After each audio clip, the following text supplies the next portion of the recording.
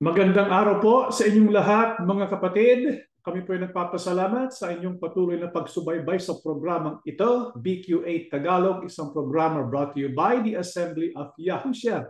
Ang atin pong paksa ay sagot sa mga batikos ng mga defender ministers. Pero bago po tayo magsimula, tayo po ay manalangin muna. Ama naming Diyos, salamat po ng napakarami sa iyo. Patuloy po kaming sinusubaybayan, ginagabayan at minamahal. Ikaw po ang aming Yahuwah Abba na patuloy pong nagmamalasakit sa amin. Salamat sa ganitong pagkakataon. Muli kaming makapag-aaral para po makapagsuri kami sa iba't ibang paniniwala upang matuklasan namin ang daan patungo sa iyo at sa kaligtasan. Panginoong Yahushua, ikaw pong aming kinikilalang sugo ng Diyos sapagkat sa iyo po pinagkaloob ang karapatan para kami po'y lumapit sa kaligtasan. Pakibasbasan pong gagawin namin ngayon at gabayan po kaming lahat para makarating po kami sa uring maliligtas. Ama, sumasampalataya kami, dininig po ang aming panalangin sa pangalan po ng aming tagapagligtas na si Yahushua, dakilang Kristo. Amen. Muli po, salamat ng marami sa inyo mga kapatid sapagkat kasama namin kayo muli sa ganitong ginagawang pagsusuri sa mga salita ng Diyos. Ang ating pong pamagat ay tungkol po sa mga batikos ng mga di umano'y defender na ministers. Ang tinutukoy po namin ay ang mga ministro ng Iglesia ni Cristo pero sila po ay natiwalag sapagkat sila ay nagsalita laban sa katiwalian na naganap daw sa Iglesia ni Cristo. Kaya meron po silang nilabas na isang video at maraming patama, maraming mga batikos o kaya mga puna sa ginagawa natin sa assembly ni Yahushua bilang tagasunod ng ating Panginoon Yahushua at dahil na rin sa bilin ni Apostol Pedro na tayo ay nakahanda na magbigay ng sagot sa mga katanungan ukol po sa ating inaasahan at sinasampalatayanan, meron din po tayong sagot sa mga batikos na ito ng mga defender ministers. Ito po ay galing sa isang video na pinadala po sa akin via messenger. Ito po ay nangyari nung Tuesday lang, kaya ilang araw lang, Tuesday 7:30 a.m. nakarating po sa akin itong video na ito. Tapos nagtatanaw kung meron po tayong comments. Kaya ito po ba'y pwede nating sagutin? Siyempre, lahat pwede po natin sagutin. At ito po ay isang napakagandang pagkakataon para malaman natin, maikumpara natin yung pananalig, paniniwala ng Iglesia ni Cristo sapagkat yung nagsasalita rito, bagaman siya'y tiwalag sa Iglesia ni Cristo, yung kanyang pananampalataya ay Iglesia ni Cristo rin. Kaya yung official stand ng Iglesia ni Cristo ang kanyang ibinibigay dito. Ang paksa po ng tinalakay o paksa ng leksyon na kanyang tinuro ay ito, ang mga ikinatatangi ng mga Iglesia ni Cristo sa huling araw sapagkat ang pinakalayunin niya hindi raw po pwedeng bumangon ng isa pang grupo na binigyan ng katangian katulad ng Iglesia ni Cristo. Sa makatwid, panglaban po yun para sa ating ginagawa. Kasi tayo raw, Assembly ni Yahushua, nagtatag ng bagong relihiyon, kaya tayo po ay hindi nakasama doon sa Iglesia ni Cristo na kanyang kinabibilangan. Ito po ang mga unang tuligsan niya sa kanyang introduction.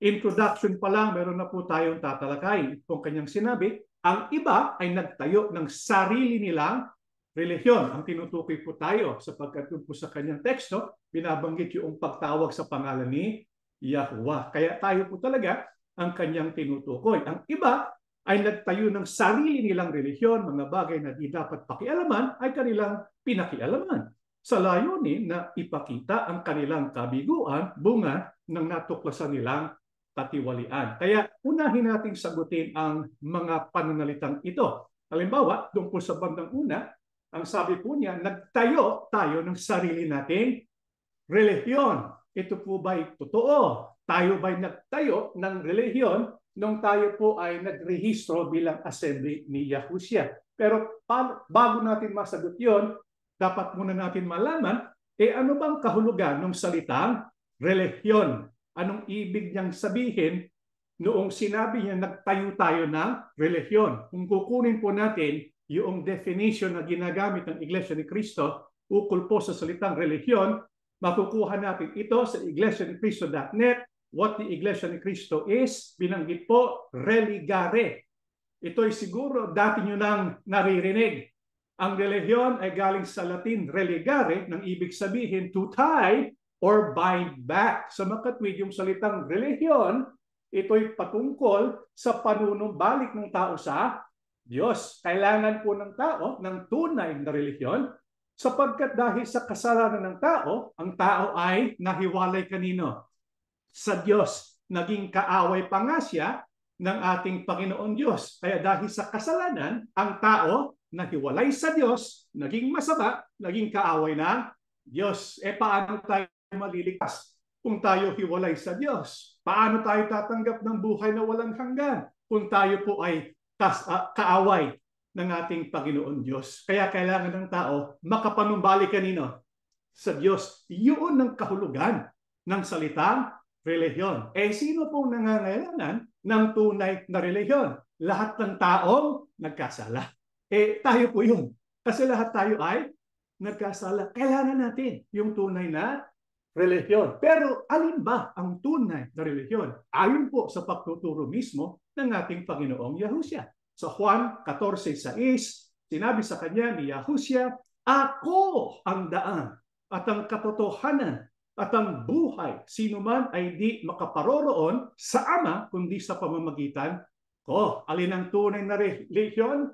Ang tunay na relihiyon, hindi po grupo, hindi po institusyon, hindi po isang samahan.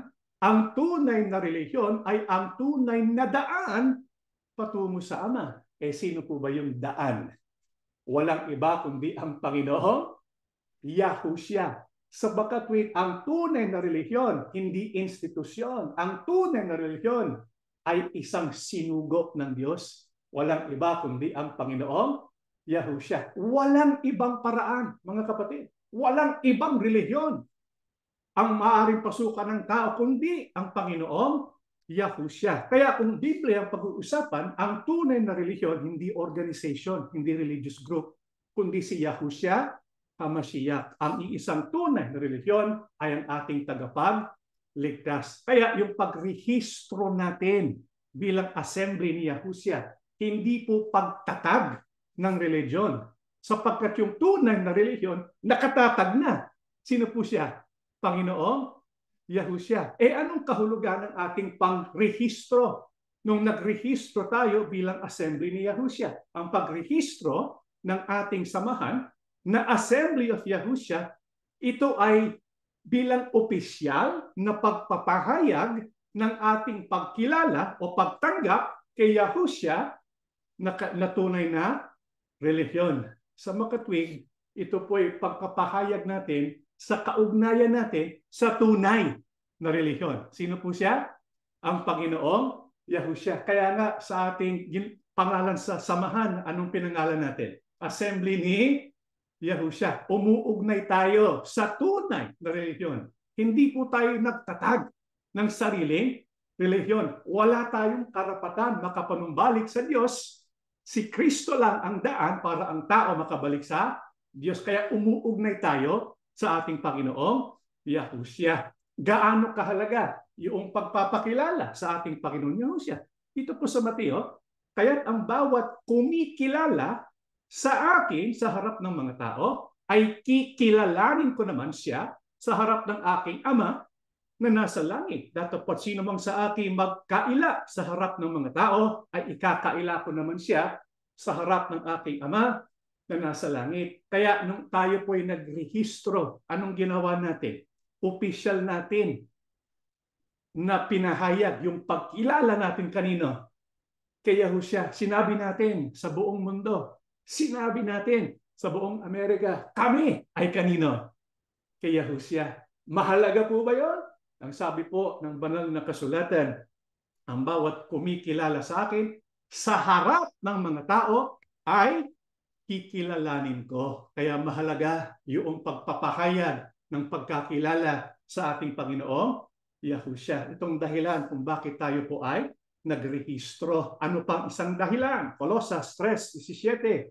At anumang inyong ginagawa sa salita o sa gawa, gawin ninyong lahat sa pangalan ng Panginoong Yahushua na nagpapasalamat kayo sa Diyos sa pamamagitan niya. Kaya pagka meron tayong aktibidad, mga pagsamba, mga Bible study, mga pinupost sa Facebook na nasa ilalim ng assembly ni Yahushua, anong natutupad natin?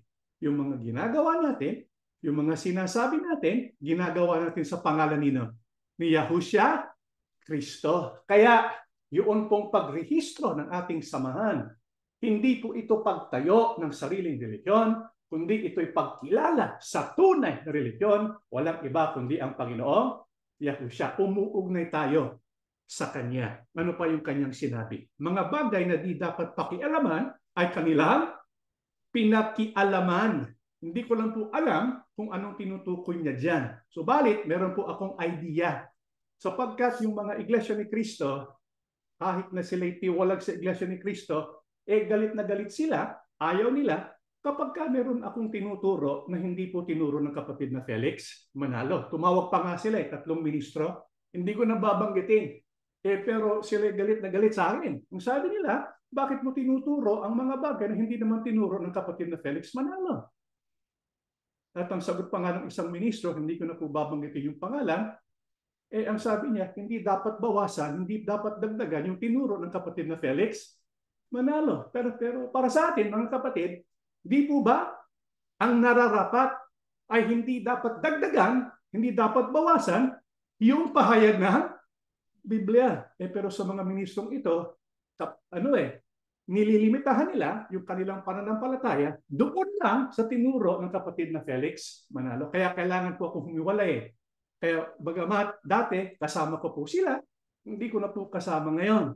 Sapagkat parang tinatali nila ang kanilang sarili at hindi po sila talagang ganap na makapagpahayag ng pananampalataya sa buong Biblia. Mahalaga po na matuklasan ng tao ang Biblia. Ang kapatid na Felix Manalo ang nagsabi, di po ba?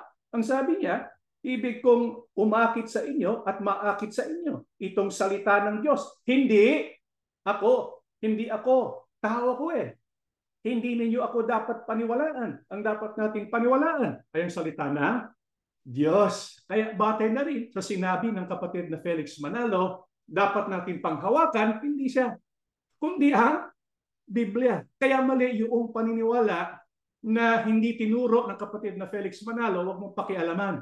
Hindi. Kung ano yung nakasulat sa Biblia, yun dapat natin alamin, yun dapat natin tuklasin. Sapagkat kung Biblia, kanina po nanggaling yun. Dito po sa 2 Timoteo 3:15 hanggang 16, binabanggit ni Apostol Pablo tungkol sa banal na kasulatan. Anong naituturo nito? Karunungan sa kaligtasan sa pamamagitan ng pananampalataya kay Kristo Yahushua. Aling bahagi ng Biblia ang mahalaga? Kung ano lang yung tinuro ng kapatid na Felix Manalo? Hindi po. Ano nakasulat? Lahat ng kasulatan ay isinulat sa pamamagitan ng kapangyarihan ng Diyos. Mapapakinabangan lahat. Ito ang ating nalalaman Kaya nung tayo po ay nagsimula sa isang matinding pagsusuri sa buong Biblia, mula Genesis hanggang Apokalipsis, hindi po ba marami tayong natutunan? Hindi po ito galing sa akin. Ito'y nasa Biblia. Sabay-sabay tayo nag-aaral. Itong pinagpasyahan natin sapagkat ang gusto natin pumubog sa ating pananampalataya ay ang Biblia. Hindi kung ano lang itinuro ng isang tao. Kaya hindi ko lang alam kung ano ibig sabihin niya doon sa mga hindi dapat pakialaman. Pero ito, yung pangatlo, ang sabi, nagtatag daw tayo ng sariling relihiyon sa layunin na ipakita ang kanilang kabiguan, bunga ng natuklasan nilang katiwalian. Kaya, una, ito'y paratang niya na hindi naman totoo. Di ba? Paano niya malalaman yung aming layunin? Diyos ba siya? Hindi po yan ang aming layunin. Ang layunin po namin ay magbalik aral sa Biblia. Kasi yung nangyari sa atin, talagang totoo yung sinasabi po niya. Masakit sa damdamin. Lalo na po sa akin. Kasi binigay ko buong buhay ko sa ministeryo. Iniwan ko ang lahat ng mga nasa akin noon para pumunta sa Pilipinas, third world country, para maging ministro. Binigay ko ang buong buhay ko. At ang inaasahan ko, marami akong matututunan tungkol sa Biblia. Pero pagpunta ko doon, yun din naman ang tinuturo 28 lessons. Repackage lang sa mga ibang lektura. Pero yun din. Kaya hindi talaga lumago ang pananampalataya mo. Nagkataon, merong mga katiwalian, tapos masyado nang inaangat yung pamamahala, nagpasya po ako, umalis na lang sa Iglesia ni Cristo. Bagamat masakit sa aking damdamin, sapagkat marami akong mga kaibigan, marami akong mga mahal sa buhay na nasa loob ng Iglesia ni Cristo. Kaya yung nangyaring ito, naging pagkakataon para tayo magbalik-aral sa Biblia. Kaya ito pong aming sinimulan. Kung natatandaan po ninyo, yung unang episode natin sa Bible History Project, di ba? Nagsimula tayo sa Genesis. Tapos Exodo. Nung nakarating tayo sa Exodo 3, ano pong nalaman natin? Aba, meron palang pangalan ng Diyos. Yung pangalan pala ng Diyos, gusto niya lahat ng tao kumilala, bawat henerasyon gamitin yung pangalan yon na binanggit 7,000 times sa Old Testament. Yung natuklasan po natin yun. Tuwang-tuwa tayo Nasa Biblia pala yun Kaya totoo yung sinabi ni Apostol Pablo. Kapag talagang pag-aaralan po natin yung buong kasulatan, ito po makikita natin lahat may dahilan. Pinasulat yan ng Diyos dahil merong purpose. Marami tayong natuklasan mga typology, mga hula, mga patterns ng Biblia, yung kasaysayan na patungkol pala sa ating Panginoong Yahushua. Natuklasan natin yung Sabat, yun pong mga kapistahan. Mahalaga pala yun patungkol sa programa ng Diyos para sa kaligtasan ng tao. Kaya nakita natin, meron palang mga maling aral. Yung Iglesia ni Cristo, maraming mga teksto, maraming mga ginamit na talata na out of context. Kaya nung tayo po'y nagsimulang nag-aral ng Biblia, nakita natin, ito ang naglalaman ng totoo. Kaya makikita natin, teka muna, ito pala mali Dapat ituwid natin. Ito magagamit natin sa pagsaway. Kaya sa pag-aaral ng Biblia, unti-unti, siyempre, lalong magiging mabuti ang ginagawa natin at lalong humuhusay yung ginagawa natin panglilingkod hanggang sa kinailangan napansin natin para lalong maayos na mapangisiwaan ang mga kapatid, mahalaga marehistro rin ang ating samahan. Kaya tayo po naging assembly ni Yahushua. Hindi po dahil sa tayo ay natisod o para ilabas yung ating kabiguan. Hindi po yun ang dahilan kung bakit tayo nagrehistro ng samahan. Ito po ang dahilan sapagkat tayo natuto mula sa Biblia kung anong mga dapat nating gawin. Ito naman, paano po pinatunayan ng mga apostol? Ito ay kasama sa kanyang lektura. Ito po yung unang talata na kanyang babasahin. Ito yung tanong na itinatanong niya, tapos meron siyang babasahing talata. Paano po pinatutunayan ng mga apostol na ang Iglesia ni Cristo na ating kinabibilangan ay itinangi ng ating Panginoon Diyos at hindi kailanman masusumpungan sa mga hindi kailanman masusumpungan sa mga organisasyon sa anumang relihiyong panlupa ang katangian ng Iglesia ni Cristo. Kaya ang kanyang pinakapaksa, yung Iglesia ni Cristo na kanyang kinabibilangan, dati ko pong kinabibilangan, iba yun sa ibang mga relihiyon sa buong mundo. Nagtataglay kasi ng katangian, hindi mo pwedeng i-duplicate. Yun ang kanyang tanong. Ano yung katangian na yun? Binasa po niya sa unang Pedro 2:9. Ngunit kayo ay isang lahing pinili, grupo ng maharlikang mga saserdote, isang bansang nakalaan sa Diyos, bayang pag-aaring ng Diyos, upang magpahayag ng mga kahangahangang ginawa niya. Siya ang tumawag sa inyo mula sa kadiliman patungo sa kanyang kahangahangang kaliwanagan. Yan ang nakasulat sa unang Pedro 2:9. Pagkatapos siyang basahin ng talatang yan, itong kanyang komentaryo, sabi niya, ano po ang katangian ng Iglesia ni Cristo na ating kinabibilangan? ang Iglesia ni Cristo sa mga huling araw. Ang sabi sa atin ni Apostol Pedro, ito ay isang lahi pinili ng Diyos. Kung matatandaan po ninyo, ang hula ng Panginoon Diyos sa pagsusugo sa kapatid na Felix Manalo, ang sabi ng Panginoon Diyos, pinili kita at hindi kita itinakwil. Ang Iglesia ni Cristo ay lahing pinili ng ating Panginoong Diyos. Kaya yung tanong na kanyang tinanong, ano ba yung katangian ng Iglesia ni Cristo na ating kinabibilangan? Ibig sabihin yung Iglesia ni Cristo sa panahon ngayon, sa mga huling araw. Ang sabi sa atin ni Apostol Pedro, ito ay isang lahing pinili ng Diyos. Kaya yung pagiging lahi na pinili ng Diyos, hindi raw po yan masusumpungan sa ibang mga relihiyon. Hindi rin yan masusumpungan sa mga bagong bumabangon na mga relihiyon o kaya grupo o kaya samahan. Sapagkat sila lamang daw ang isang lahing pinili ng Diyos. Pero totoo ba na sila yung tinutukoy ni Apostol Pedro na isang lahi na pinili ng Diyos? Balikan po natin ang unang Pedro 2:9. Ang sabi ni Apostol Pedro, ngunit kayo ay isang lahi pinili. Sinong tinutukoy ni Apostol Pedro? Ang Iglesia ni Cristo ba na hindi pa narirehistro? Hindi. Ang tinutukoy po ni Apostol Pedro ay kayo. Sino po? Yung mga tinawag sa panahon ni Apostol Pedro. Hindi ko lang alam kung buhay na ang kapatid nating ministro sa panahon ni Pedro. Kung totoo yun, medyo may edad na pala siya. Milagro nga po yun. Isang katangiang totoong ano. Pero ang tinutukoy ni Pedro, kayo. Yung mga tinawag sa panahon ng unang siglo. Hindi po tinutukoy yung Iglesia ni Cristo sa kasalukuyan. Pero sino po ba itong tinutukoy na kayo? Paano ba magiging lahing pinili? Ano yung tinutukoy dito? Dapat sa natutunan natin, sa ginagawa natin mga pag-aaral, siguro sanay na po kayo mga kapatid. Anong gagawin natin? Mabasahin sa itaas. Yeah? Yun ang gawin po natin. Dito po sa 4-8, siya ang batong buhay na tinakwil ng mga tao pero pinili ng Diyos at mahalaga sa paningin niya. At habang lumalapit kayo sa Kanya, kayo na tulad din ng mga batong buhay na itinayo ng Diyos bilang isang gusaling espiritual at bilang mga banal na saserdoteng pinili ng Diyos.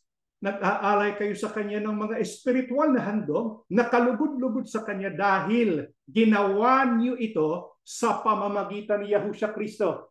Sapagkat sinasabi ng Diyos sa kasulatan, may pinili akong maghahari sa Sion, tulad niya'y mahalagang bato na ginawa kong pundasyon. Ang sumasampalataya sa Kanya ay hindi mapapahiya. Kaya kayong sumasampalataya ay pararangalan ng Diyos. Ngunit ang taong hindi sumasampalataya ay naganap ang sinasabi sa kasulatan, ang batong itinakwil ng mga nagtagapagtayo ay isang naging batong pundasyon. Ang batong ito ay naging katitisuran sa mga tao at makapagpapadapa sa kanila. Sino po yung tinutukoy ni Apostol Pedro? Na lahing pinili. Ang tinutukoy ni Pedro ay ang mga sumampalataya. Kanino? Kay Yahushua. Yung lumapit kay Yahushua. Si Yahushua. Si Yahushua Kristo. Ang binigay ng Diyos. Para pag ang tao sumampalataya sa Kanya, hindi mapapahiya.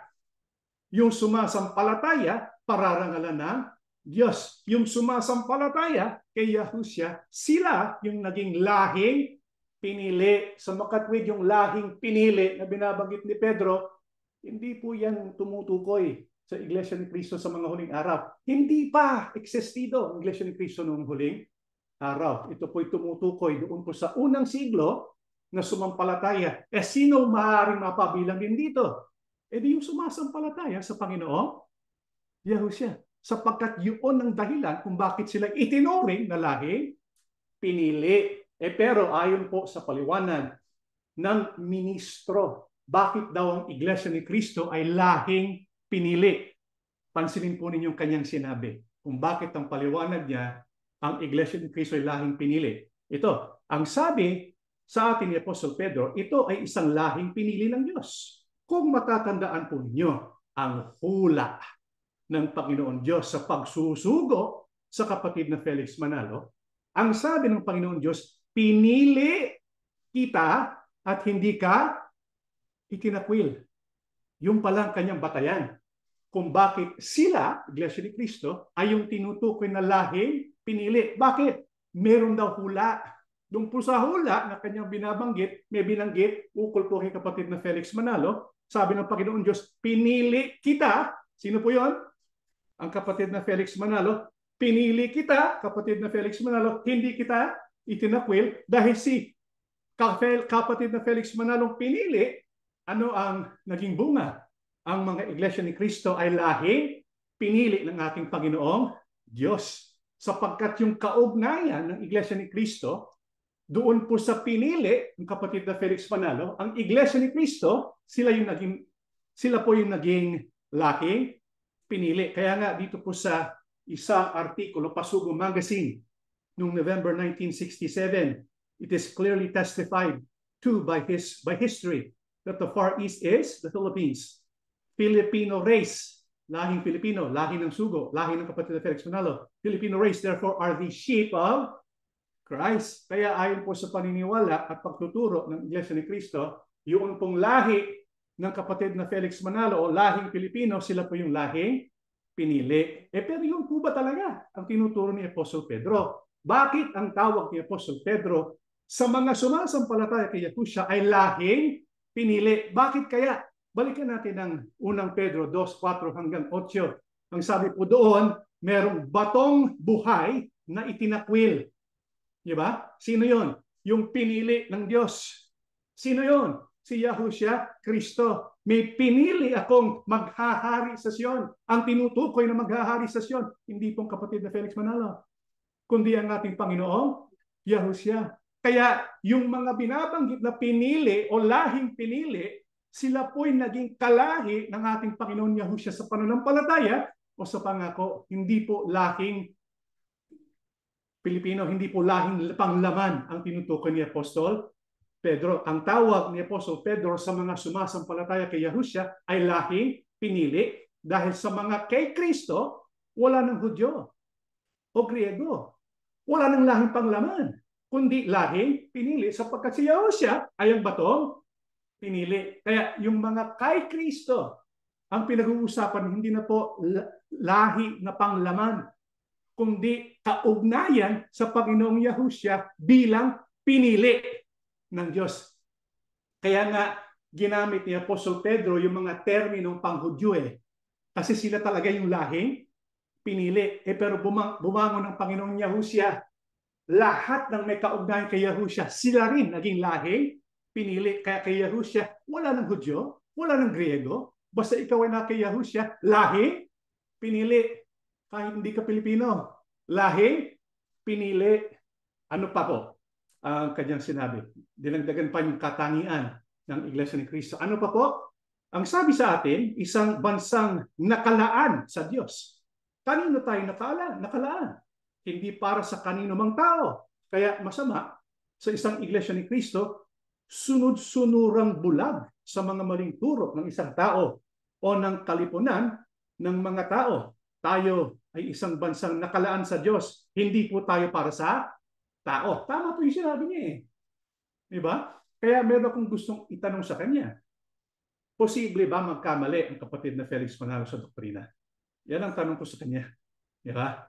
Ihintayin ko po ang sagot niya sapagkat mahalaga malaman natin kung siya'y naniniwala na imposible magkamali ang kapatid na Felix Manalo. Kasi kung sasabihin niya, imposible sapagkat ginagabayan ng Espiritu Santo, si kapatid na RD, kapatid na Eranio Manalo, siya po ba'y pwede magkamali? Kasi naniniwala siya na ang kapatid na Eduardo Manalo nagkakamali. Hindi ba pamamahala din siya? Ano ba talagang doktrina na kanyang tinatanggap? Kaya gusto kong malaman, posible bang magkamali ang kapatid na Felix Manalo sa doktrina? Sapagkat ang sabi po ng banal na kasulatan, dapat humawak tayo sa pagtuturo ng Panginoong Yahushua sa pamamagitan po ng banal na Espiritu. Pero pagkatapos nun, itong kanyang sunod na sinabi, kaya ano ang ating kaukulan? Ngayon, meron tayong katangian, lahing pinili. Yeah? Ano naman ang kaukulan ng Iglesia ni Cristo. Ang sabi sa atin ni Apostol na si Pedro, upang magpahayag ng mga kahanang-hanang ginawa niya.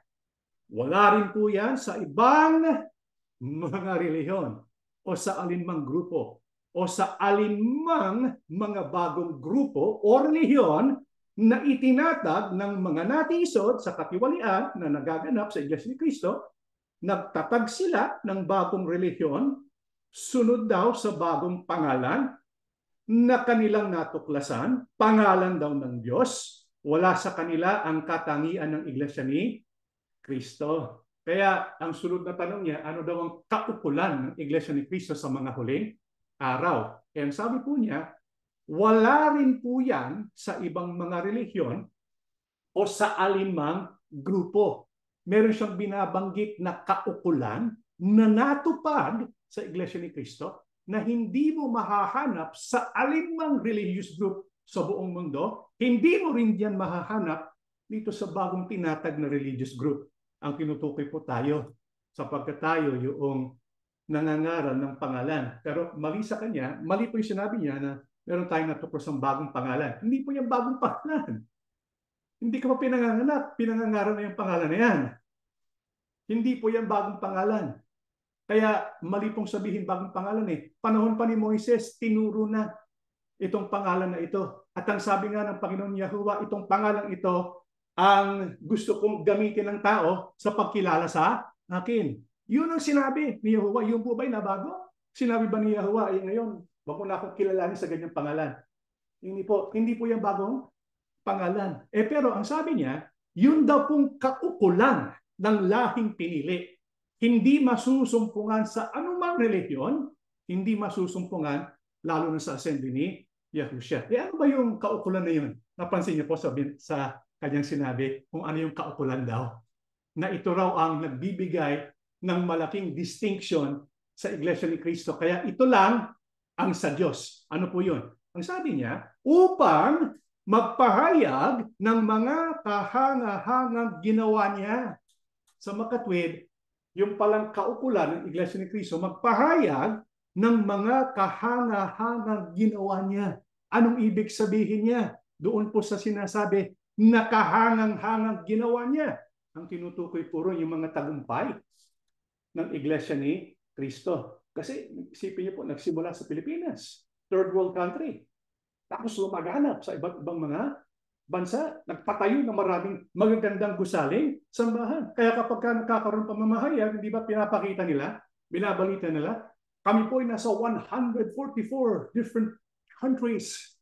Pumunta kayo sa Paris, makikita nyo, maluwalhating iglesia. Pero pagpunta nyo ron, 4 na kapatid.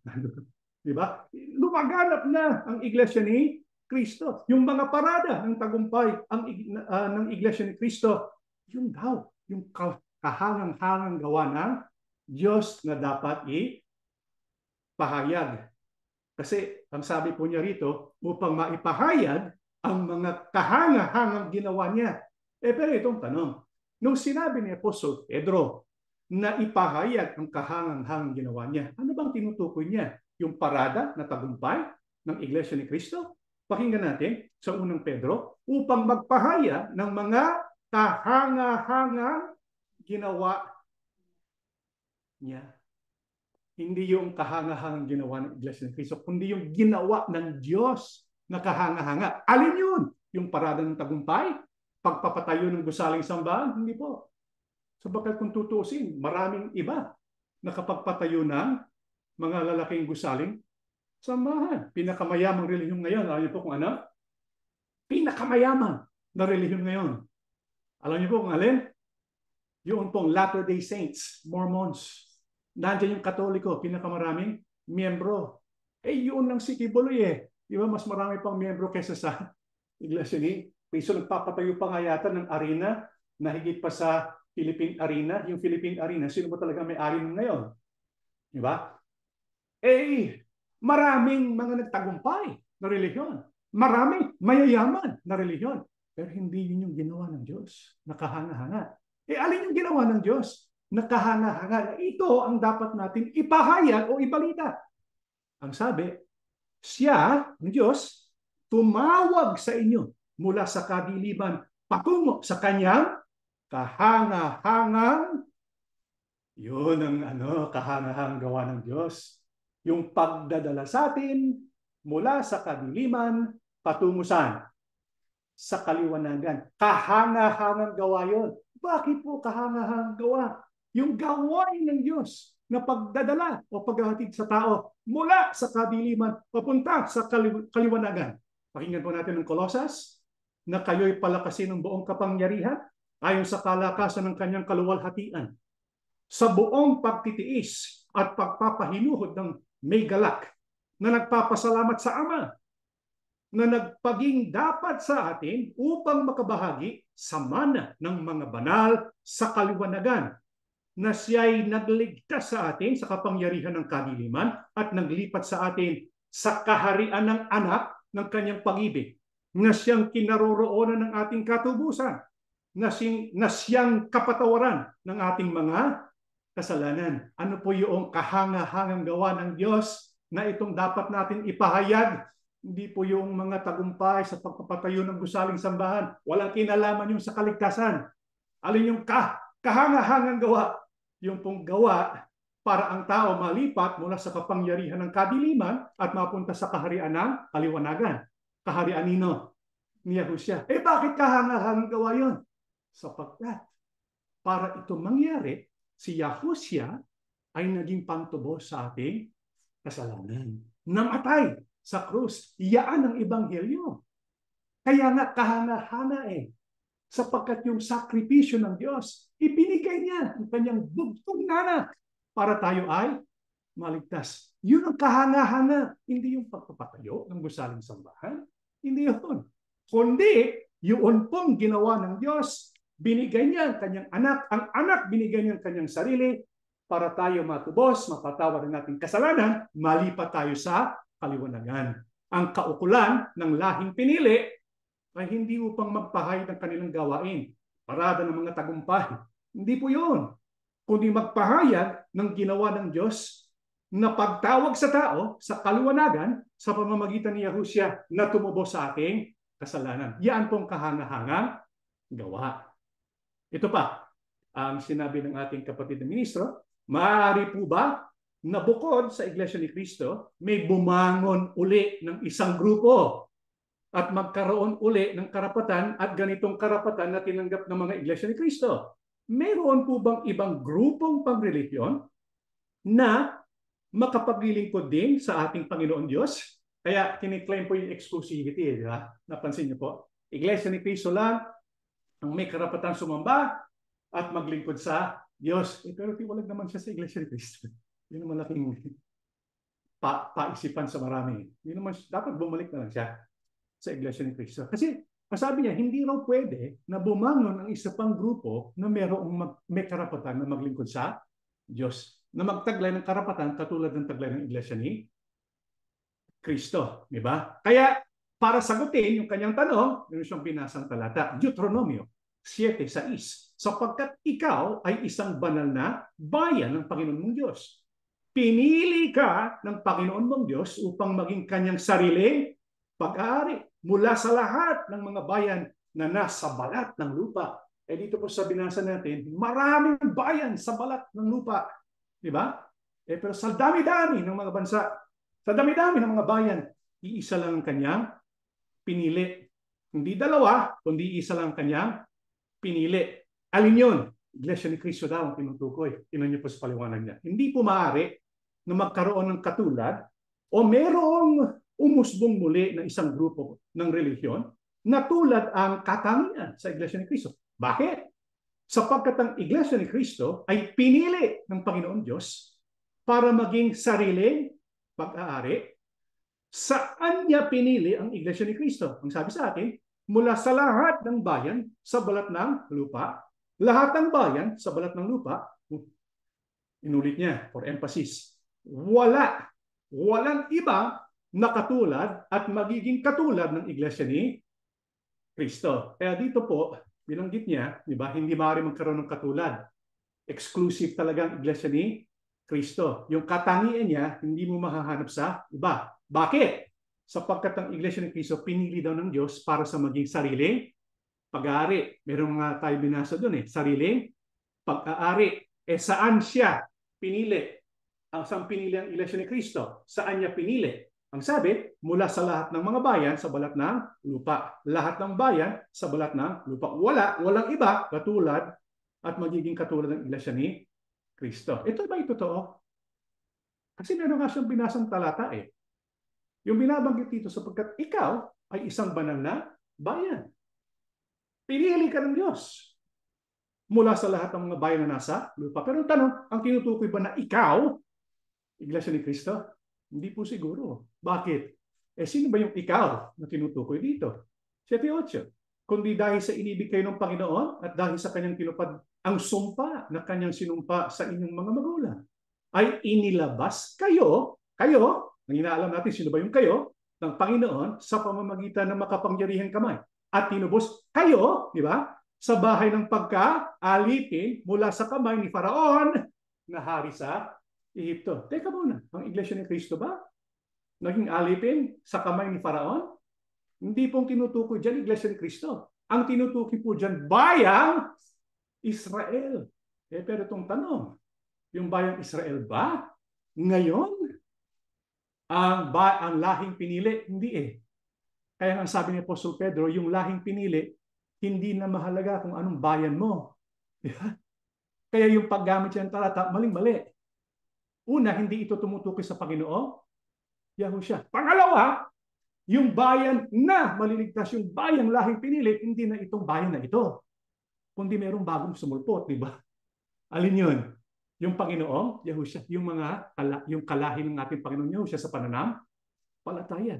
Kaya dobleng mali sa paggamit ng Deuteronomio 6:7-6. Ito'y patungkol sa bayang Israel. Sila yung galing sa pagkaalipan sa Ehipto. Hindi po ang Iglesia ni Cristo. Ang tinutukoy na bayan ng Diyos sa Deuteronomio 7:6 ay hindi ang Iglesia ni Cristo, kundi ang bayang Israel. Ito naman, ang pinakamahalaga sa atin, tayo mayaman sa pananampalataya, hindi mo rin itatakwil ang pagkasugo ng kapatid na Felix Manalo. Sapagkat sa paghuhukom ay hindi ang batayan kung ikaw ay ligtas, ay kung natuklasan mo, kahit hindi mo totoong natuklasan, na ang pangalan pala ng Diyos ay Yahuwah. Hindi mo nga alam yan kung yan totoo o hindi At hanggang ngayon ay pinagdidibatihan yan. Hindi yan ang sukatan sa araw ng pagliligtas. Ang sukatan sa araw ng pagliligtas, ikaw ba'y mayaman sa pananampalataya? Minahal mo ba ang pagkahirang sayo, bunga ng pagsusugo ng Diyos sa kapatid na Felix Manalo? Una, gusto ko pong banggitin, yung sinabi niya rito, hindi mo rin itatakwil ang pagkasugo ng kapatid na Felix Manalo. Para sa kanya, ang definition ng sumasampalataya, hindi tatakwil ang pagkasugo kay kapatid na Felix Manalo. Una, hindi namin tinatakwil ang kapatid na Felix Manalo. Hindi namin tinatakwil yung kanyang pagtuturo. Pero, ang tinatakwil namin, yung gamit ng terminong sugo. Ano bang ibig sabihin kapag sinasabi niyo siya sugo? Kasi ang pinalalabas niya, diba? Meron pa siyang binanggit dito, hindi dahil sapagkat si Judas Iscariote ay nagnakaw sa iglesia sa panahon ni Kristo, ay si Kristo ay hindi na sinugo ng Diyos. Hindi na totoo na si Kristo ay anak ng Diyos. Kaya yung kanyang argumento rito, dahil si Judas na pinili ng Panginoon Yahushua, dahil siya'y tiwali, diba?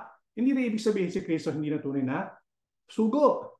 Kaya yung argumento niyo, ina-apply niya kay kapatid na Felix Manalo. Kasi sa Iglesia ni Cristo, ayon sa kanya, maraming tiwaling ministro. Kung maraming tiwaling ministro sa Iglesia ni Cristo, hindi ibig sabihin hindi nasugo ang kapatid na Felix Manalo. Subalit, yung pagsusugo kay kapatid na Felix Manalo, ibang-iba sa pagsusugo sa ating Panginoon. Yahushua, kapatid, hindi mo pwedeng pantayan ang Panginoon. Yahushua, hindi mo pwedeng iangat ang kapatid na Felix Manalo. Opo, ginagalang ko ang kapatid na Felix Manalo. Marami akong natutunan sa kanya. Pero ako'y sumasampalataya, hindi po siya katulad ni Kristo. Hindi po siya katulad ng mga apostol. Hindi po siya katulad ng mga propeta.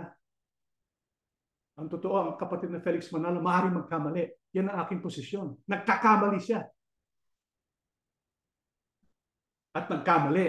Di ba? Kaya, yung pagtatakwil, ang tinatakwil namin ay ang maling kahulugan o maling paggamit ng salitang sugo. Kasi para sa atin, yung salitang sugo, ang iniisip natin, sugo, pagka ikaw ay sugo, hindi ka pwede magkamali.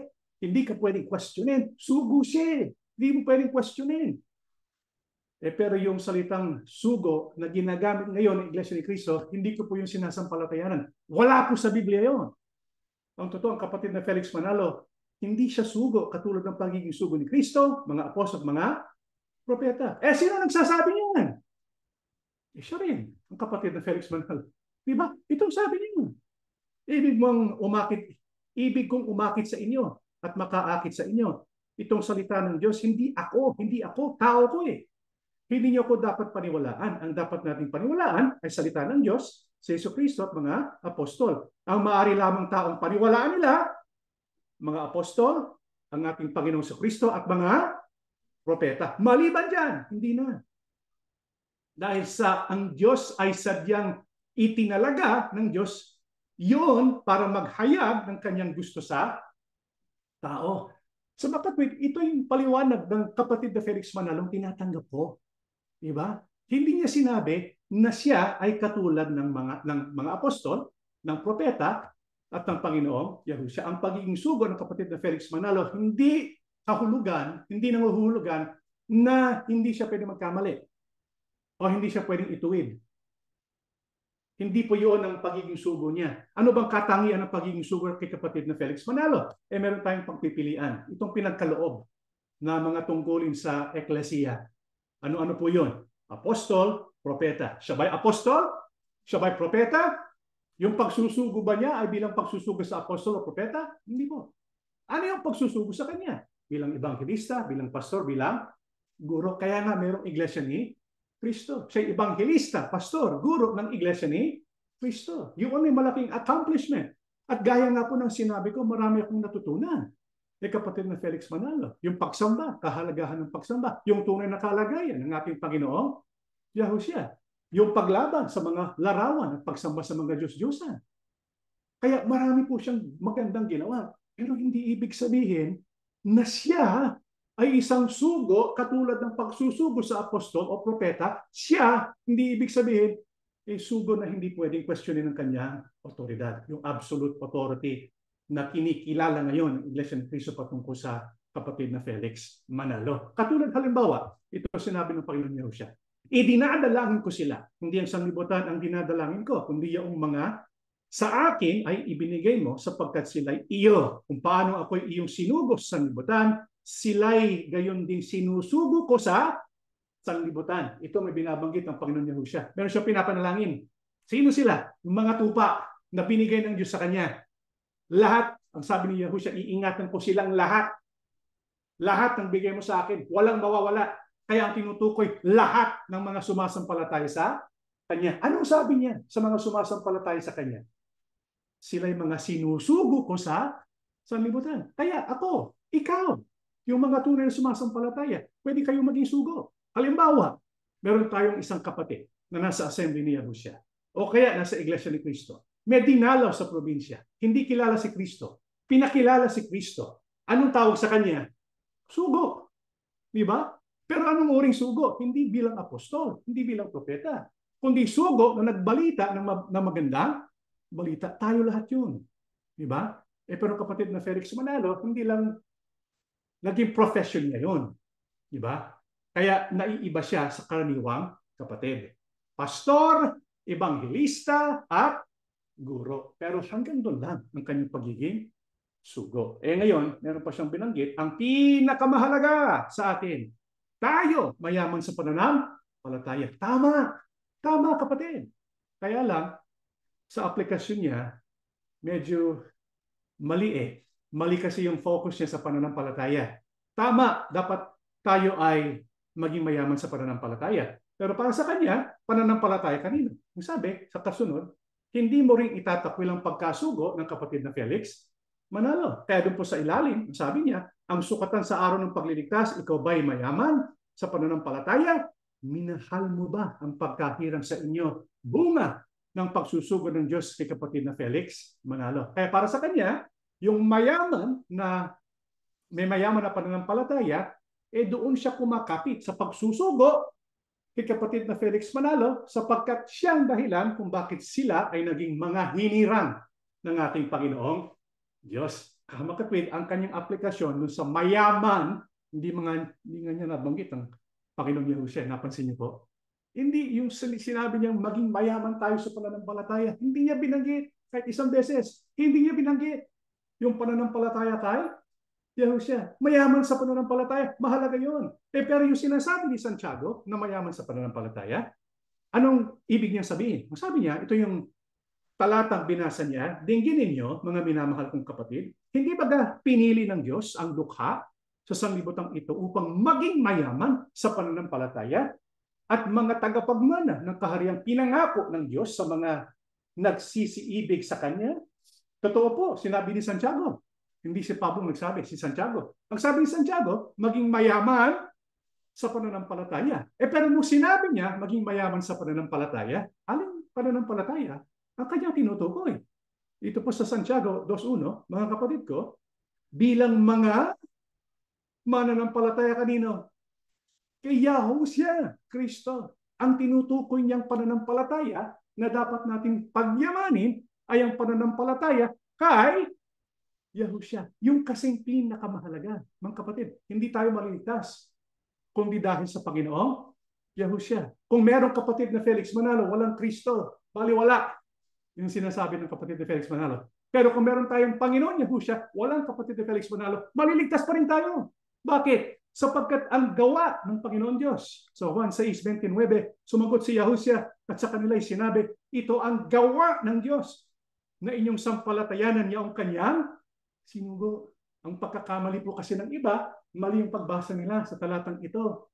Ang kanilang konklusyon pagkatapos sa basahin ito, ang tinutukoy na sinugo, ang kapatid na Felix Manalo. Hindi po ang tinutukoy. So Juan 6:29 ay ang Panginoon Yahushua, ang gawa ng Diyos, dalhin ng tao kay Yahushua. Akayin ng tao sumampalataya kay Yahushua sapagkat sila ang magkakamit ng kaligtasan. Ang mali pang paggamit ng talatang ito sapagkat alam nila, hindi nila madedepensahan yun eh. Hindi talaga ang kapatid na Felix Manalo pinutukoy dyan.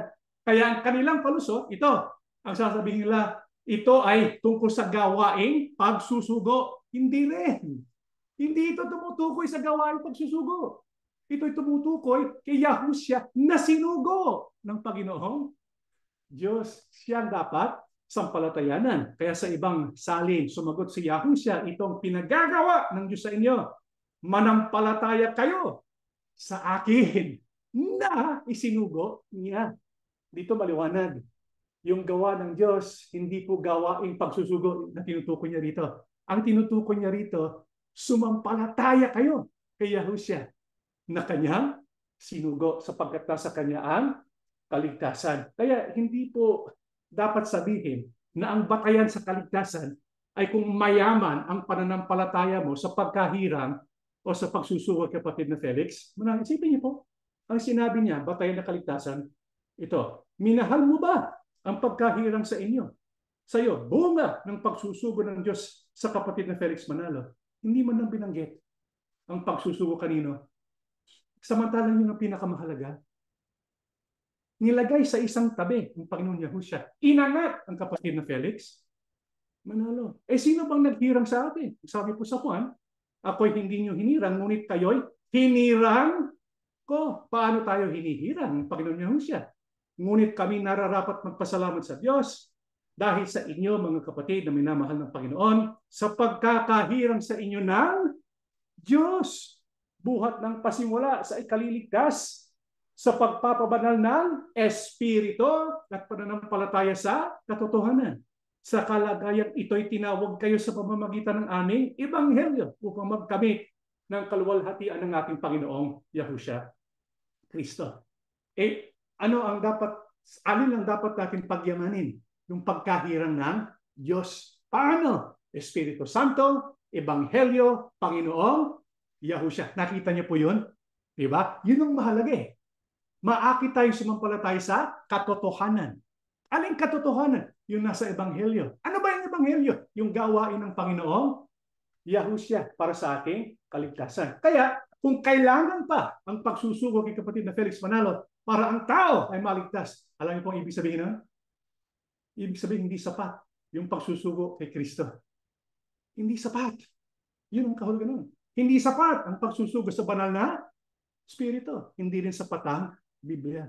Kailangan pa ang kapatid na Felix Manalo. Isipin niyo po, walang kaligtasan before 1914. Ganun ba kahina ang Diyos? Ganun ba kahina ang Panginoong Yahushua sa gawaing pagliligtas? Mga kapatid, ang kaligtasan nakabatay hindi sa pagsusugo kay kapatid na Felix Manalo, kundi sa pagsusugo sa ating Panginoong Yahushua. Sinasabi ko itong may diin sapagkat gusto kong maakit kayo mga kapatid na nakikinig. Maakit kayo kay Yahushua. Hindi po kay kapatid na Felix Manalo. Kay Yahushua. Siya ang mahalaga. Hindi sila binababa natin ang kapatid na Felix Manalo. Inaangat, tinatanyag ang Panginoong Yahushua. Ang minisong ito binababa eh. Hindi nga lang binanggit eh. Ang Panginoong Yahushua. Wala sa bibig niya yung pananampalataya kay Yahushua. Hindi. Maging mayaman daw sa pananampalataya, pero mayaman sa pananampalataya sa pagsusuway kapatid na Felix Manalo. Mali. Hindi po ganun. Kasi sapat eh ang Panginoong Yahushua. Sapat ang banal na Espiritu, sapat ang Biblia. Kaya sabi po ni Apostol Juan, ang banal na Espiritu na tinanggap ninyo kay Kristo, sapat na yun. Hindi na kailangan turuan pa kayo ng iba. Hindi na kailangan susugo. Kapatid na Felix Manalo. Ang banal na Espiritu ang magtuturo sa inyo sa lahat ng bagay para sa ating kaligtasan. Kaya yung binabanggit dito na dapat natin pagyamanin, hindi pong pananampalataya kay kapatid na Felix Manalo, kundi dapat pagyamanin natin yung ating pananampalataya kanina. Kay Yahushua. Gaya nga sinabi ni Juan Bautista, di ba? Hindi ako, Kristo. Dapat lumapit tayo sa kay Yahushua. Kailangan lalo pa siyang makilala at ako naman makalimutan na. Yan ang dapat na maging attitude. Pero sa Iglesia ni Cristo, iba eh. Sinong tanyag pamamahala? Sinong tinatanyag? Ang kapatid na Felix Manalo. Si Kristo nasa ilalim. Hindi na binabanggit. Kumbaga, footnote lang. Naging footnote ang Panginoon Yahushua. Headline ang kapatid na Felix Manalo. Footnote ang Panginoong Yahushua. Mali yun, mga kapatid. Mali yun. Inaakay namin kayo. Baka kasi hindi kayo maligtas eh. Baka hindi kayo sumasampalataya sa Panginoong Yahushua. Dapat mayaman tayo sa pananampalataya kay Yahushua. Itong tanong, tayo ba'y mayaman? Tayo ba yumayaman sa pananampalataya kay Yahushua? Sino po bang yumayaman sa pananampalataya kay Yahushua? Ang sabi po ni Apostol Pedro, na dapat magsilago kayo sa biyaya at sa pagkakilala sa ating Panginoong at tagapagligtas sa si Yahushua Kristo. Yung bang kaalaman natin tungkol kay Yahushua umuunlad. Kung halimbawa tatanungin po namin kayo mga kapatid, ano bang paniniwala niyo kay Kristo? Oh, tao siya. Tao siya sa kanyang likas na kalagayan. Ano pa? Yun lang. Pero mga kapatid, marami. Yung buong Old Testament patungkol sa ating Panginoon, yun siya. Dapat alam natin kung sino siya. Sapagkat siyang kinikilala natin, tagapagligtas. Opo, dapat tayo maging mayaman sa pananampalataya. Sino ba yung mayaman sa pananampalataya? Ang sabi ni Santiago, paano yung sinasabi na kayo'y sumasampalataya? Wala naman kayong gawa. Di ba? Kung kayo'y sumasampalataya, dapat kayo ay gumagawa. Halimbawa, si Abraham, sumampalataya kanino? Sa Diyos. Paano napatunayan yung kanyang pananampalataya? Gumawa siya. Ginawa niya yung pinagagawa sa kanya. Ginagawa ba natin, mga kapatid?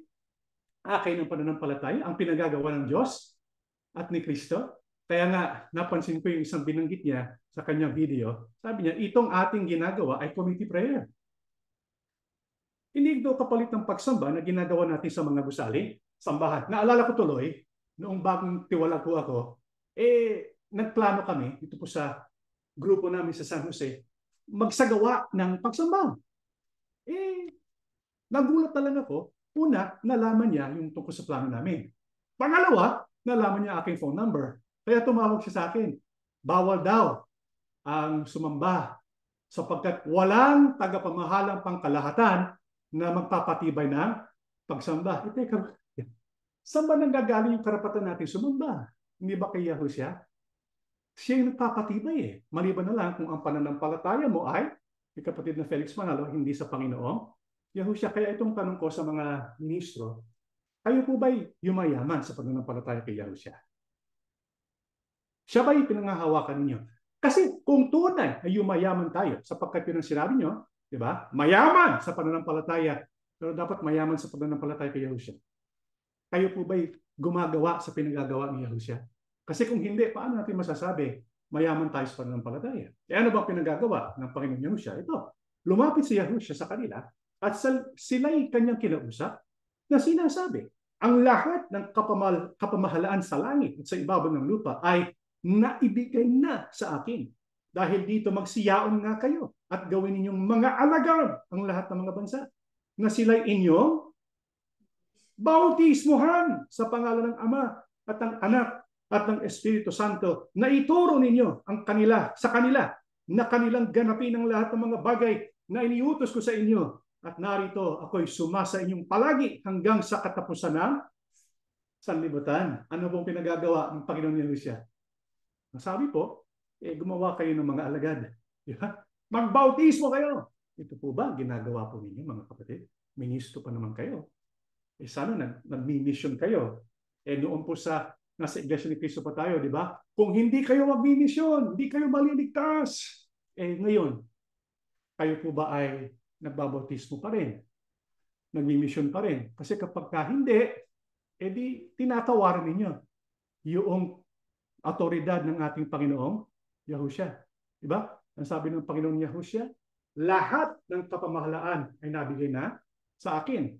At dahil dito, kayo ang pinagagawa ito sa atin. Ano yung magbautismo? Ano bang nagkaiba? Hindi kayo nagbabautismo ngayon? Pero noon, nagbabautismo kayo. Pero ngayon, hindi na. Anong tawag dyan? Hindi ba pag-urong sa pananampalataya? O kaya, pananampalataya sa pamamahala. Hindi pananampalataya sa Panginoong Yahushua. Ano pa pinagagawa ng Panginoong Yahushua? Ang sabi niya, dumampot siya ng tinapay. Diba? Kunin ninyo, kanin ninyo, kumuha siya ng kopa, uminom kayong lahat dyan. Anong tawag po dito? Banal na hapunan. Ang sabi ni Apostol Pablo, dapat ito'y ginagawa natin. Bilang pag-alaala, gawin ninyo ang lahat sa pag-alaala sa ating Panginoong Yahushua. 26. Sapagkat sa tuwing kanin ninyo ang tinapay na ito at inumin ninyo ang sarot, ay inihahayag ninyo ang pagkamatay ng Panginoon hanggang sa dumating siya. Ibig sabihin, may pinagagawa si Apostol Pablo na galing sa Panginoon Yahushua. Ano po yun? Dapat ay gawin natin yung banal na hapunan hanggang sa kanyang pagparito, hanggang sa kanyang pagparating. Ito po ba'y ginagawa nyo, kapatid? Kailan ba yung huling banal na hapunan po ninyo? Baka nakalimutan natin ang ating Panginoong Yahushua. Itong pinagagawa niya pero hindi natin ginagawa. Paano tayo magsasabi na tayo ay lumalaganap at yumayaman sa pananampalataya? Kaya dapat alamin natin sa ating sarili, sino ba talaga ang ating sinasampalatayanan? Alin ba ang ating pinayayaman? Pananampalataya sa kapatid na Felix Manalo o ang pananampalataya sa ating Panginoong Yahushua? Mga kapatid, inaakit namin kayo, humawak kayo sa pagsusugo ng Diyos sa Panginoong Yahushua. At sa Kanya lamang kayo humawak, sapagkat siya lang ang daan patungo sa Ama. Siya lang ang daan patungo sa pagtamo ng buhay na walang hanggan. Pero meron pa siyang sinabi dito. Ito nang huli, mga kapatid. Sapagkat sa paghuhukom ay hindi ang batayan kung ikaw ay ligtas, ay kung natuklasan mo kahit hindi mo totoong natuklasan. Hindi ko lang alam, ibig sabihin niya. Siguro ang ibig niya sabihin, nagpipresenta akong original na nakadiscover. Hindi kailanman sinabi ko yon. Ang totoo, nung unang nilabas namin yung pangalan, binanggitan, pinakita namin sa inyo mga Biblia ang ginagamit. Nandun na Yahuwah. Natuklasan namin sa research ng iba. Ibig sabihin, dapat lahat tayo nagsusuri sapagkat merong iba na kinakasangkapan din ng Diyos. Kasi ang sa iba, hindi binibigyan ng credit yung mga naunang mga nagturo ng Biblia. Diba? Eh, kapatid ni Felix Manalo, yung tinuro po niya halimbawa. Di ba karamihan nung galing sa Seventh-day Adventist? Di ba dapat din kilalanin sila? Eh, mga kapatid, akala natin sa atin lang eh. Sa atin lang yung karunungan. Hindi. Binigay ito sa maraming tao. Pero para kay kapatid na ministro, dapat original mo. Eh, teka muna. Yung ba sinasabi ng Biblia? Hindi. Ito ay kaloob sa iba't ibang mga tao. Lahat tayo may bigyan kaloob. Ano pa sabi niya? Hindi mo nga alam yan eh. Kung yan ay totoo o hindi eh. At hanggang ngayon ay pinagdidebatehan yan. Totoo, pinagdidebatehan. Di ba? Pero ano ang aming pananampalataya? Yung may pangalan. Hindi yung pinagdedebate. May pangalan talaga. Ang tanong, ito po ba sinusuri ninyo? Ito po ba ay mahalagang malaman ng tao? Kasi ang sabi niya, hindi yan ang sukatan sa araw ng pagliligtas. Ang sukatan sa araw ng pagliligtas, ikaw ba'y mayaman sa pananampalataya? Aling pananampalataya? Ang kapatid na Felix Manalo. Ay yung batayan niya, hindi mahalaga yung pangalan. Hindi mahalaga yung pangalan. Ang mahalaga, yung pagsusugo kay kapatid na Felix Manalo. Pero itong tanong ko, ano bang batayan natin? Diba? Ano bang tinuturo natin batayan sa kaligtasan? Sinabi ba natin na sa araw ng paghukom, tatanungin tayo, alam mo ba ang pangalan? Hindi natin sinabi yun. Ano bang tinuro natin? Ang tinuro natin, ano ba ang batayan sa kaligtasan? Yung tinuro natin yung pananampalataya. Pananampalataya kanino? Kay Yahushua at kay Yahuwah. Pero itong tanong, ibig sabihin ba hindi mahalaga yung pagtawag sa pangalan? May kaugnayan ba ang pagtawag sa pangalan ng Diyos at ni Kristo sa kaligtasan? Kung babasahin po natin ang Biblia, kung babasahin ng ministrong ito, ang Biblia, ito po ang kanyang matutuklasan. Roma 10:13, sapagkat ang lahat na nagsisitawag sa pangalan ni Yahuwah ay mga liligtas. Ito po ay maliwanag. Di ba? Maliligtas daw yung tumatawag sa pangalan ni Yahuwah. Paano niyo po mapasisinungalingan yan? Ito pa, Gawa 2:20-21. Ang araw ay magiging kadiliman at ang buwan ay dugo bago dumating ang araw ni Yahuwah. Ito po ay araw ng kaligtasan. Yung araw ng dakila at tangi at mangyayari na ang sino man tumawag sa pangalan ni Yahuwah ay maliligtas. Kapatid, may binabanggit dito sa Gawa, sa Roma, at iba pa, marami. Kung gusto niyo pong malaman, meron po kaming sacred names. Puntahan po ninyo yun at alamin yung tinuturo po tungkol sa pangalan ng Diyos at pangalan ng anak ng Diyos. Kaya may kinalaman yung pagtawag sa pangalan ni Yahuwah at ni Yahushua sa kaligtasan. Pero sabi niya, hindi yan ang sukatan sa araw ng pagliligtas. Opo, ang sukatan sa araw ng kaligtasan, kung sino maliligtas, sumasampalataya aba sa Diyos at sa Panginoong Yahushua. Pero kung gano'n, bakit po tinuro ng Biblia sa kasulatan na yung tumatawag kay Yahuwah ang maliligtas? Bakit? Meron bang contradiction dito? Wala contradiction. Di ba? Hindi ba ang batayan sa kaligtasan para ng palataya sa Diyos at kay Kristo? Pero itong tanong, kasi madaling sabihin ako'y sumasampalataya. Di ba? Pero paano patutunayan yung pananampalataya? Lumalago. May gawa. Kung hindi siya tunay na sumasampalataya, hindi siya interesado makilala ang Panginoon Diyos at Panginoong Yahushua. Kaya paano makikilala ang tunay na sumasampalataya? Sila po ay nagbabasa ng Biblia. Kasi kung tunay kang sumasampalataya, hindi mo babasahin ang Biblia? Hindi mo ba pag-aaralan ng Biblia? Ito natitiyak po namin sa inyo. Pag pinag-aralan yung Biblia, marami kayong matutuklasan. At pinag-aralan yung Biblia, makikita nyo, mahalaga ang pangalan. Kaya yung tunay na sumasampalataya, darating yung panahon, makikita nila, mahalaga nga pala yung pangalan. Pero kung hindi ka talaga sumasampalataya, wala kang interes sa Biblia, puro Facebook lang ng Facebook ng kung ano-ano, nagpapanood ng Netflix, wala masama doon. Pero kung hindi ka talaga sumasampalataya, ayaw mong magbasa eh. Hindi ka magsusuri talaga eh. Kaya yung pananampalataya, nahahayag niya sa ating gawa, sa ating attitude. Kaya yung pagtawag sa pangalan ni Yahuwah at ni Yahushua ay kahayagan ng isang umuunlad sa pananampalataya. Kaya nga sinabi, yung tumatawag sa aking pangalan ay maliligtas, sapagkat yung tumatawag sa pangalan niya, sila yung tunay na sumampalataya. Hindi po naging stagnant ang kanilang faith. Anong katunayan? Malapit na po tayo matapos, mga kapatid. At kung walang pananampalataya, hindi maaaring maging kalugod-lugod sa Kanya, sapagkat ang lumalapit sa Diyos ay dapat sumasampalataya may Diyos. At siya ang tagapagbigay ganti sa mga sa Kanya ay nagsisihanap. Anong kahayagan ng isang tunay na sumasampalataya? Hinahanap niya ang Diyos. Hinahanap niya. Hindi siya lethargic, hindi siya lazy. Hinahanap niya ang Diyos. Yung mga naghahanap sa Diyos, anong kanilang matutuklasan? At silang nakakaalam ng iyong pangalan ay maglalagak ng kanilang tiwala sa iyo. Sapagkat ikaw, Yahuwah, ay hindi mo pinabayaan sila na nagsisihanap sa iyo. Kaya yung mga tunay na humahanap sa Ama, nagbabasa sila.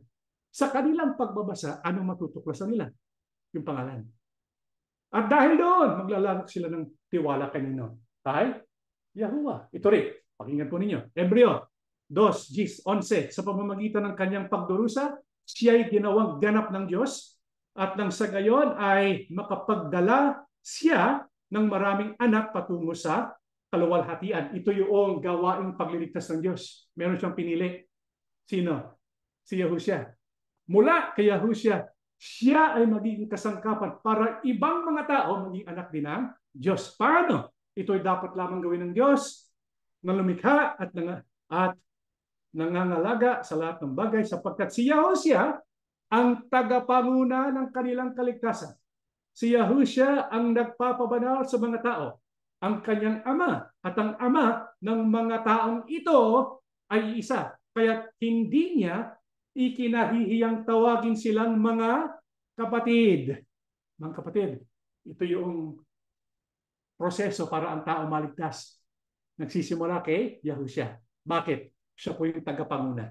Ano ang dapat mangyari sa tao? Sumampalataya sa Panginoong Yahushua. Yung tunay na sumasampalataya sa Panginoong Yahushua, ano ang magiging katangian nila? Magiging kapatid sila ng Panginoong Yahushua. Magiging anak sila ng Diyos. Pag nangyari yon, anong sinabi ng Panginoong Yahushua? Sinabi niya sa Diyos, ipapahayag ko sa aking mga kapatid ang iyong pangalan. Sa gitna ng kapulungan ikay papupurihan. Kaya dito nakita natin yung tunay na sumasampalataya. Darating panahon, malalaman nila yung pangalan ng Diyos. Kaya yung batayan sa kaligtasan, pananampalataya kanino? Kay Yahushua. Yung tunay na sumasampalataya, hindi po lethargic, hindi tamad, kundi umuunlad sa karunungan, umuunlad sa gawa, at dahil sa kanilang pag-unlad, matutuklasan nila sapagkat ipapahayag sa kanila yung pangalan ng Diyos. Kaya tatawag sila sa pangalan ng Diyos. Hindi po ito kuro-kuro lang. Ito yung proseso talaga. Anong katunayan? Huling talata na ating babasahin, mga kapatid. Sapagkat kung ipahahayag mo ng iyong bibig si Yahushua na Panginoon at sasampalataya ka sa iyong puso na binuhay siyang mag-uli ng Diyos sa mga patay, ay maliligtas niya. Sapagkat ang tao'y nananampalataya ng puso sa ikatutuwid at ginagawa sa pamamagitan ng bibig ang pagpapahayag sa ikaliligtas. Sapagkat sinasabi ng kasulatan, ang lahat na sa kanya'y nagsisisampalataya ay hindi mapapahiya. Sila ay magiging lahing pinili, lahing hirang. Sapagkat walang pagkakaiba ang Hudyo at ang Grego. Kaya nga sila ay naging lahing pinili. Di ba? Sino sila? Yung sumampalataya sa Panginoong Yahushua. Yung tinanggap ang kanyang pagiging Panginoon. Yung sumampalataya siya'y namatay at pinuhay na mag-uli ng Diyos. Sila ang mga nakasama sa lahing pinili. Kaya wala na yung pagiging Hudyo, pagiging Grego, sapagkat ang Panginoon din ay siyang Panginoon ng lahat at mayaman siya sa lahat ng sa kanya'y nagsisitawag. Kaya dito, sinasabi ni Apostol Pablo kung sino yung maliligtas. Yung sumasampalataya sa Panginoong Yahushua. Yung sumasampalataya, tinatanggap at nananalig na si Yahushua namatay, nabuhay na mag-uli para sa ating kaligtasan. Nananalig sila na siya ang Panginoon na dapat natin pagtiwalaan. Kung gano'n, kung tunay yung pananampalataya ng isang tao kay Yahushua, siya po ba'y uunlad? O yung pananampalataya ba niya ay mawawala? Umuunlad. Pag umuunlad ang pananampalataya ng isang tao, hindi maiiwasan matutuklasan nila, ipapahayag sa kanila ang pangalan ni Yahuwah. Kaya dito po, yung mga tunay na sumasampalataya, anong kanilang future? Sabi, sapagkat ang lahat na nagsisitawag sa pangalan ni Yahuwah ay mga liligtas. Kaya kung tatanungin po ninyo kami, ano bang batayan sa kaligtasan? Totoo yung sinabi ng ministro. Sa araw ng paghukom, mahalaga, mayaman ba tayo sa pananampalataya? Pero itong tanong, kung tayo mayaman sa pananampalataya kay Kristo at sa Diyos, umuunlad tayo. At sa pag-unlad natin sa pananampalataya, malalaman natin yung pangalan ng Diyos. Kasi yung tunay ng sumasampalataya, sila'y naghahanap, nagsisikap, nagsasaliksik, nagsusuri. Yan ang ugali ng isang sumasampalataya. Hindi siya kontento sa nakaraan. Inaalam niya, ano ba ang pinagagawa ng Diyos? Maliwanag Ang sabi ng Diyos, tumawag sa pangalan. Kaya sana po lahat tayo ay makarating sa uring mayaman tayo sa pananampalataya sa Diyos, kay Yahuwah, at sa kanyang anak na si Yahushua HaMashiach. Yan po ang leksyon natin. Tayo po ay tumayo at tayo ay manunod. Manaming Diyos, salamat po, maraming sa iyo. Patuloy pong ipinagkakaloob sa amin sa pamamagitan ng banal na Espiritu ang iyong karunungan upang kami maging mayaman sa pananampalataya. Nawa maakit ang lahat ng mga nagsusuri, magkaroon ng tunay na pagkilala sa iyo at sa iyong bugtong na anak. Lalong-lalo na, batid namin, napakalapit na ang araw kung kailan mo isusugo ang iyong bugtong na anak. Nawa lahat po kami nakahanda, tumatawag kami sa iyo. Yahuwah ang iyong pangalan, pangalan na aming sinasamba at kinikilala sapagkat nagpapahayag ng iyong pag-ibig at ng iyong katapatan. Panginoong Yahushua, ikaw pong aming tagapagligtas, ikaw ang aming Panginoon, ikaw pong namatay alang-alang sa aming kasalanan, na binuhay na mag-uli ng Diyos para sa amin pong kapakanan. Sumasampalataya kami sa iyo, nagtitiwala kami sa iyo. Ikaw ang mahalaga. Ikaw ang sinugo ng Diyos sa mga huling araw sa pamamagitan ng iyong banal na Espiritu, sapagkat ikaw po ang mahalaga para sa kaligtasan ng tao. Ama, sumasampalataya kami. Dininig mo ng aming panalangin sa pangalan po ng aming tagapagligtas na si Yahushua HaMashiach. Amen. Mga kapatid, salamat po muli sa inyong pagsubaybay sa programang ito. Sana po ay magkaroon tayo ng reaction. Alam ko siguro marami ang mga na-offend o kaya episode. Hindi po yun ang aming layunin. Gaya po ng binanggit namin, ang layunin po namin, akayin po kayo na talaga panghawakan. Hindi po yung sino mang tao dito, sino mang sinugong mga tao dito, kundi yung talagang ang sugo, kundi walang iba kundi ang Panginoong Yahushua. Sana po ay talagang suriin natin, alamin natin ano ba talaga ang sinasabi ng Biblia. Itong hamon po namin sa inyo. Basahin yung Biblia, mga kapatid. Basahin nyo, pag-aralan ninyo. Kung nakikita nyo, medyo mahirap unawain. Magbasa kayo ng mga ibang commentaries. Marami pong mga pinagkalooban ang Diyos sa mga tao noon na binigyan ng karunungan. Alamin natin, mga kapatid, yung Biblia napakagandang basahin. Pagkaalam natin kung paano basahin yan. Kaya sana po maakay namin kayo na patuloy na sumubaybay sa ginagawa namin mga pag-aaral ng mga salita ng Diyos. Hindi ko po sinasabi ako'y perfecto. Naku, napakalayo. Marami po akong pagkakamali. Yung mga tinuturo, hindi lahat perfecto. Hindi mo pwedeng sabihin perfecto ka. Kasi pag sinabi mo yun, yan ang katunayan na hindi ka sa Diyos. Sapagkat iisa lang perfectong tagapagturo ang Panginoong Yahushua. Pero sana, sabay-sabay tayong mag-aral at makatuklas ng mga aral ng Diyos na dapat nating sampalatayanin. Tatapos na po ang ating Bible study. May Yahuwah Abba and Yahushua HaMashiach bless all of us.